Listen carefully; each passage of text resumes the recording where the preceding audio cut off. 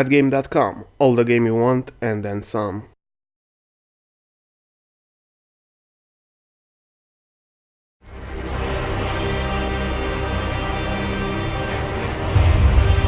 Four o'clock every day is playtest, which is basically like church. 4 o'clock is the true competitive time when everyone gets in and scrappy. They get the build and they play at their desks or here in the Play Lab, which we have behind me, and play Halo 5 and we just bang on it. It can definitely get heated at times. Fall back. We have a lot of trash talkers on the team, of course. You know, I'm swearing and cursing and blinding. Halo kind of brings it out of you. And then it also escalates. This guy pulled a scumbag move, in my opinion. Don't take credit for the worst name that came before People get really pissed off and they just start yelling at each other, just having a great time. Let me grab the VR and run all the way over there and give them another one.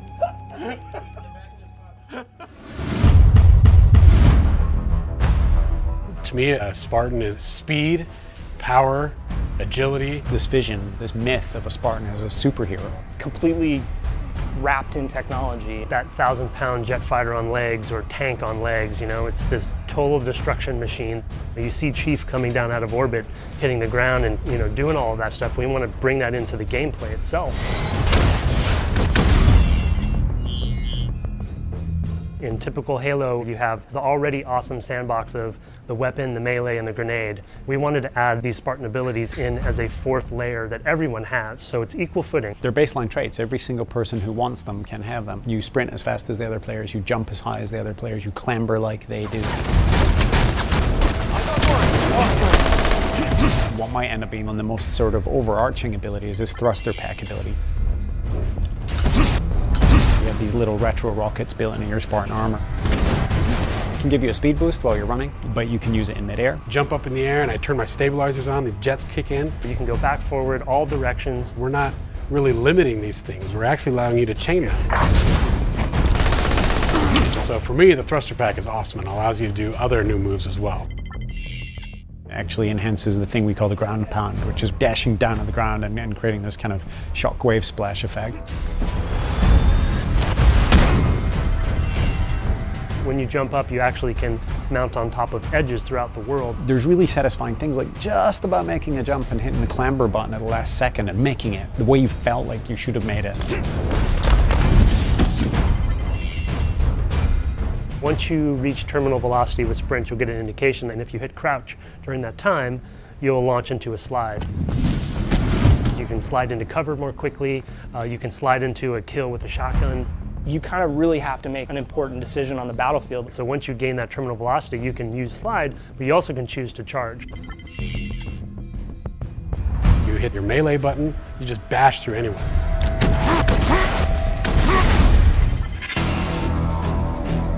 We know like there are people that love sprint and there are people that just feel like sprint has no place in Halo. And so for us, it was about how do we balance that, how do we counter that?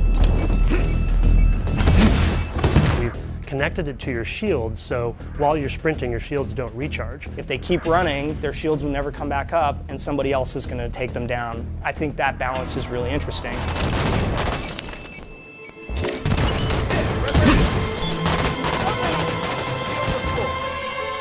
Smart Scope Fiction is actually, it's been built into the game since day one. You were doing it with the pistol. It was cybernetically linked to your helmet. The Spartan would see what was ultimately just a zoom. Every weapon now has a zoom in. Holographic image comes up, it's all slick. It helps me with some types of weapons, especially rapid fire weapons in my case, but otherwise I tend to just aim from the hip anyway. Hip fire mode is accurate, same as it ever was. If it becomes such that everybody feels like they have to be using Smart Scope in order to be competitive, then we've broken the game. You're going to use your Smart Scope and zoom in with any weapon, but you also can be de-scoped out of it by the enemy. There are so many different tactics that come into play, and that's something that we've tried to build into all of the abilities for Halo 5.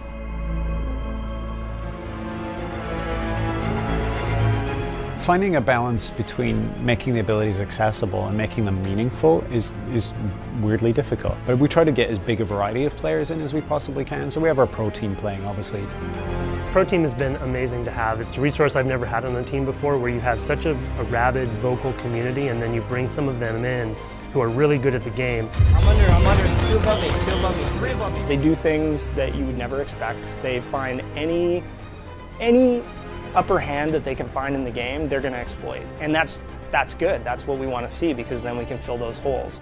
And so we knew that if we had those people on site, that would make our game so much better because we would have all that knowledge. It's a really good shortcut to good test data.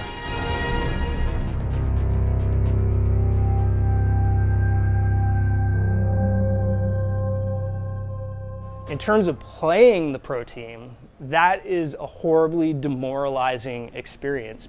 That does not end well, playing against pro team. Basically just getting pounded on, brutalized. You are this little baby mouse, and they are like this gigantic puma just batting you around and then finally putting you out of your misery. And that's not fun.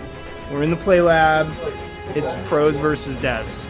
This isn't happening! I wouldn't say I'm nervous. This isn't happening! You know, it's more so anxious, I think is the right word. Woo! Let's go.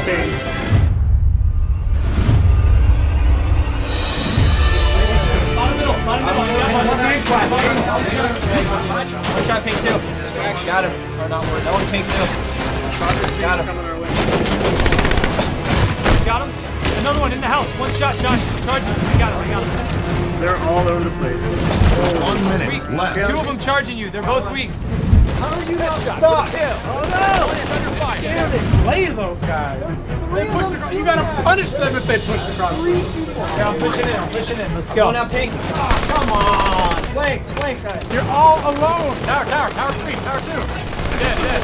Don't try to ground pound me, son. So bad. Are you gonna try next time? Enemy team facing elimination. I'd probably be called the cheapest player. That would probably be me. I do a lot of what I call play to win. We're kind of the old school beta where it's like, here's our software that isn't finished yet. Honestly, we're nervous about it, right? Like we think we've got it all figured out, and then we're going to throw it out there and everyone's going to break it. And so for us, we come in, we play the game every day, but there's only so many people here at 343, there's only so much we can do. But now, this is about opening it up to the world. Tuning and balancing is the core of the arena experience, and if we get that tuning wrong, then we want to hear about it. Taking that feedback and trying to make the game better. That's what the beta is all about. I mean, when you get a bunch of creatives, there's always disagreements. You might want to dial that back, you might want to turn it up. And that's what's great about this beta. We're getting this out there for people to really try. The second that the beta goes live, we're all going to be online playing with the fans. Yeah, my gamer tag is D's. You want some? Come get it. All right. So. For at least the first 2 or 3 hours, I expect to be very competitive with the world before they figure this game out. Good job. And I'm going to savor those 2 to 3 hours of glory where I am stomping everybody else at my own game. And then they're going to turn the tables on me, and it's not going to be pretty. There's so much creativity. Everybody has the same moves. It's up to you. How do you employ them on the battlefield? Kind of chaotic, but at the same time, tactical decision-making that everyone has at their disposal. And it is that chess match. Halo's got a new set of teeth. I mean, this game has got some fangs on it.